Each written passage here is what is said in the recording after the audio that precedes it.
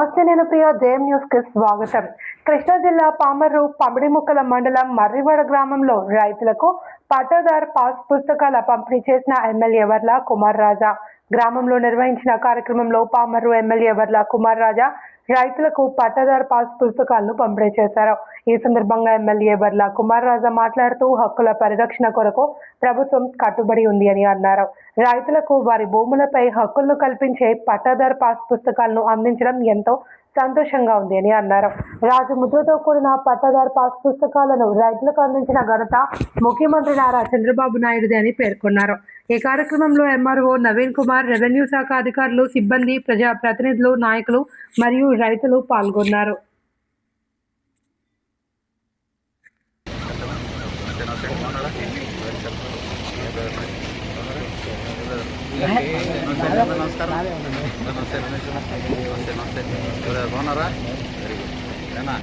ఇచ్చేసినటువంటి మన గౌరవ శాసనసభ్యులు కుమార్ రాజా ఇలాంటి రైతు సోదరులందరూ కూడా కుర్చీలో కూర్చోవలసిందిగా కోరుతున్నాం.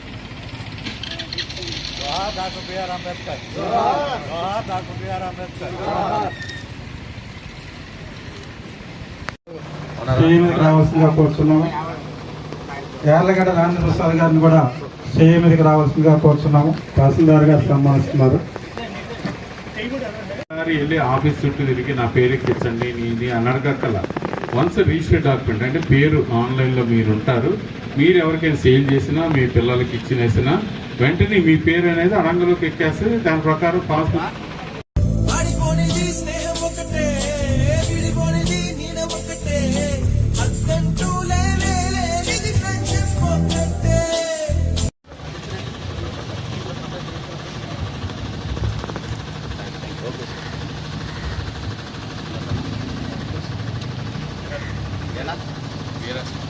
కట్టా గోవర్ధన్ రావు, సదర్ల రాజేష్ వర్మ,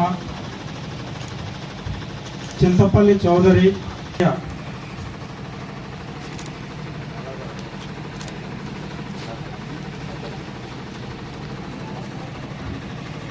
సార్ అందరూ ఓకే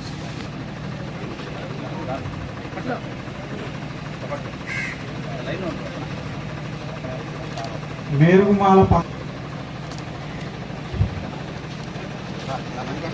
యార్లగడ్డ రాజేంద్ర ప్రసాద్,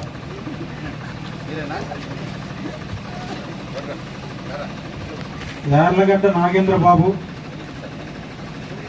రాజులపాటి ఉద్యోగ అవకాశాలు కల్పిస్తున్నాం కానీ ఇంకా పెట్టుబడులు వస్తున్నాయి బ్రహ్మాండంగా. ఇవన్నీ ప్రారంభం వచ్చి ఉద్యోగ అవకాశాలు పెరుగుతాయి కానీ ప్రతి నెల ఇస్తామన్న నిరుద్యోగ వృత్తి ఈ 1500 ప్రతి నెల 1500 విరివిగా చేయాలంటే ఈరోజు మీరు చూడండి, ఇటుక పేర్చుకుంటేనే ఇల్లు మొత్తం పూర్తవుద్ది. అద్భుతం జరిగి ఒకేసారి ఇల్లు కట్టలేము. అలాగే మరి గాడిన పడి మొత్తం పడిపోయిన రాష్ట్రాన్ని, మొత్తం కుక్కలు చింపిన విస్తరగా అయిపోయిన రాష్ట్రాన్ని గాడిలో పెట్టాలంటే సమయం పడుతుంది. ఒకటి తర్వాత ఒకటి చేసుకొస్తున్నాం. కొత్త పెన్షన్లు కూడా ఈ దసరా పండుగ లోపు ఎవరైతే వృద్ధాప్య పెన్షన్, వితంతు పెన్షన్, దివ్యాంగుల పెన్షన్ నూతనం కొత్తవి ఇవ్వాలో వాటికి కూడా ప్రణాళికలు సిద్ధమయ్యాయి. పేర్లు తీసుకుంటాం. త్వరలోనే ఈ దసరా లోపే కొత్త పెన్షన్లు ఇస్తానన్న పూర్తి విశ్వాసం, నమ్మకం నాకుంది. తదుపరి పంచాయతీ, స్థానిక సంస్థలు ఉన్నాయి. వీటన్నిటిలో కూడా నేను మీ అందరికీ విజ్ఞప్తి చేసేది, ఈరోజు మీ అందరితో ఈ రకంగా మాట్లాడే అదృష్టం నాకు దక్కింది. ఈ రోజున పమిడిముక్కల మండలం మర్రివాడ గ్రామంలో పట్టాదారు పాస్ పుస్తకాల పంపిణీ కార్యక్రమం చాలా మంచి రోజు. అందరూ కూడా చాలా సంతోషంగా ఉన్నారు. చిరకాల కళ, వాంఛ మరి పట్టాదారు పాస్ పుస్తకం బ్రహ్మాండంగా ప్రభుత్వ రక్షణతో, క్యూఆర్ కోడ్తో మొత్తం స్కాన్ వ్యవస్థ అంతా కూడా బ్రహ్మాండంగా కట్టుదిట్టం చేసి మ్యాగ్నెటిక్ ఇది ఫార్మ్ దాంట్లో మొత్తం సెట్ చేసి ఒక రక్షణ కవచంగా ముఖ్యమంత్రి చంద్రబాబు గారు ప్రభుత్వ రాచముద్రతో ఈరోజు పట్టాదారు పాస్ పుస్తకాలు. గతంలో ఎలా ఉండేది, రాక్షసుల బొమ్మలతో లేకపోతే సర్వే రాళ్ల మీద, శ్మశాన వాటికల మీద కూడా వాళ్ళ బొమ్మలు వేసుకొని ప్రజల మనసులో వాళ్ళ బొమ్మ లేకుండా కేవలం పుస్తకాల మీద, పత్రాల మీద వాళ్ళ బొమ్మలు వేసుకున్నారు. ఆ పుస్తకాలకి, పత్రాల మీద అలాగే మరుగున పడిపోయారు తప్ప వాళ్ళు ప్రజల మనసులో లేరు. మొన్న జరిగిన 2024 ఎన్నికల్లోనే వాళ్ళకి అర్థమైంది. అయినా బుద్ధి తెచ్చుకోకుండా ఈరోజు కూటమి 24 నెలలు బ్రహ్మాండంగా సుపరిపాలన అందిస్తున్న తరుణంలో పెట్టుబడులన్నీ ఆకర్షిస్తూ సంక్షేమ అభివృద్ధి కార్యక్రమాలు చేసుకుంటూ ఇంటింటికి తెలుగుదేశం అని ఈరోజు కూటమి ప్రభుత్వం ముందుకెళ్తుంటే చూసి ఓర్వలేక ఏదో ఒక రకంగా యాగి చేయాలి, ఏదో బుర్ర చల్లాలి. చూడండి, డిఎస్సి చదువుకున్న టీచర్లందరూ కూడా వాళ్ళందరి చిరకాల కోరిక టీచర్ అవ్వాలి. దానికోసం ఎంతో ప్రయాసపడ్డారు, బాగా కష్టపడ్డారు. లక్షల మంది అభ్యర్థులు దాంట్లో అందరూ కూడా దాంట్లో ఎగ్జామ్కి అపీర్ అయ్యారు. లక్షల మంది వాళ్ళు మరి 16,000 మంది అంతిమంగా బాగా ఉత్తీర్ణత సాధించిన వాళ్ళు ఎన్నికయ్యారు. వాళ్ళందరూ కూడా అప్రూవ్ అయ్యారు, చక్కగా ట్రైనింగ్ అయింది, టీచర్స్ ఉద్యోగం చేసుకుని సంవత్సరం అయిపోయింది. ఇప్పుడు దొంగల పడ్డ 6 నెలలకి కుక్కలు మురిగినట్టుగా ఏదో జరిగిపోయింది, స్పోర్ట్స్ కోటాలో ఏదో జరిగిపోయిందని పిచ్చి యాగి చేస్తూ ప్రజలందరినీ కూడా సైడ్ ట్రాక్ చేస్తూ వారి దృష్టి మళ్లించడానికి, అస్థిరపరచడానికి ఏదో ఇబ్బంది పెట్టే ప్రయత్నం చేస్తున్నారు.